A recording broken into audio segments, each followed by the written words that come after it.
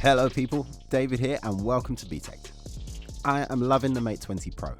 I've been using it every day for about a week and in all areas it's just outstanding. I'm not going to talk too much about the amazing Matrix triple camera setup that's on the back this time.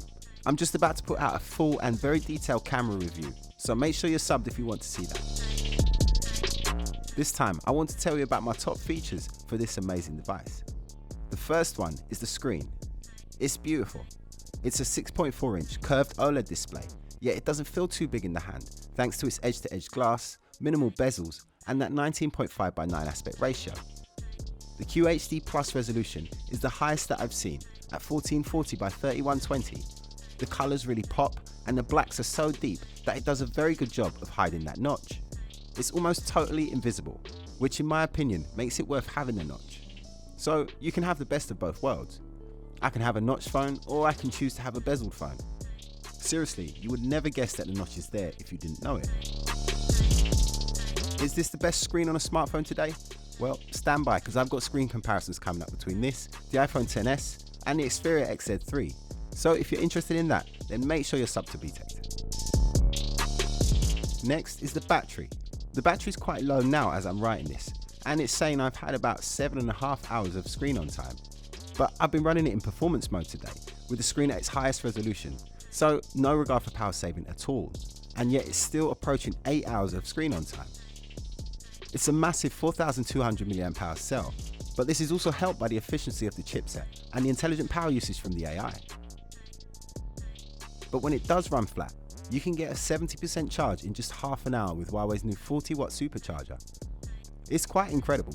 You can literally watch the power levels rise before your eyes. There's also 15-watt wireless charging, which is something that was missing from the P20 Pro. We've also got the wireless reverse charging feature, which allows you to share your battery power with another device that supports wireless charging. If you go to the battery settings and scroll all the way to the bottom, you will find it there.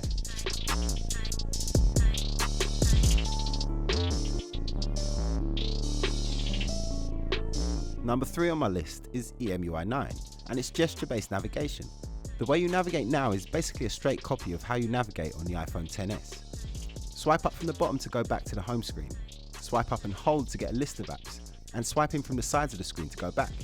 Of course, if you're not feeling this way of navigation, you can always go back to the standard Android buttons, or the navigation dock that featured in the previous EMUI version. It doesn't quite feel as refined as Apple's version.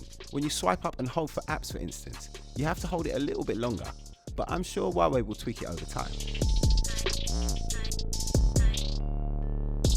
Next is the wireless projection mode. This allows you to easily project your phone onto any Wi-Fi enabled screen. But what's more is rather than giving you your phone screen, it will convert it into a desktop mode, giving you a familiar PC experience and allowing you to use your phone as a trackpad and a keyboard, making it a truly mobile and extremely portable computer in every sense of the word.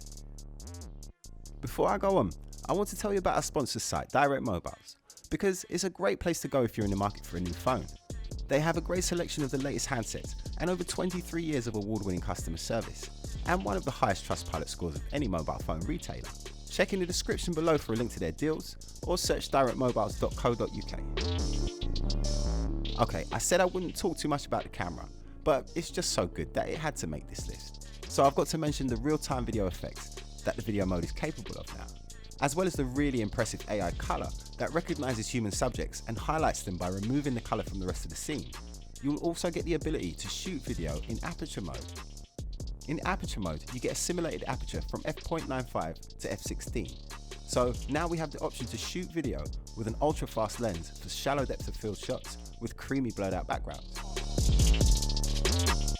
My number 5 is Huawei's new hyper optical pattern that we have across the back.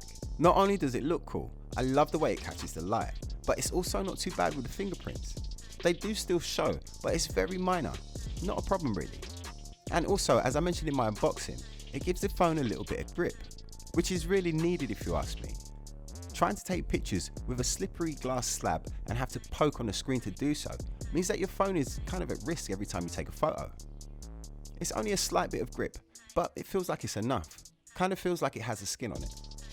And finally, I want to mention the speed of this thing.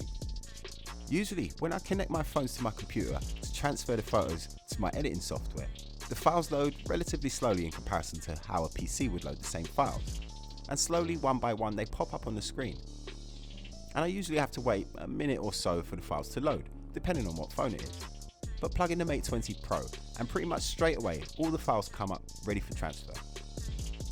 The Kirin 980 with its Cortex A76 cores, dual neural processors and the Mali G76 GPU is a really huge performance boost over anything in the previous generation.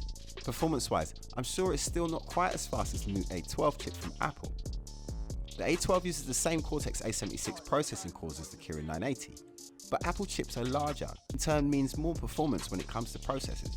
Apple's processors have always had the advantage over Android because they've been developed specifically for that product. The Android processors, such as the Qualcomm Snapdragons, are designed to be used with a whole range of electronic products, not just phones. But with Huawei investing 14 million this year into research and development and producing this fantastic SoC, have they closed the gap between Apple and the rest?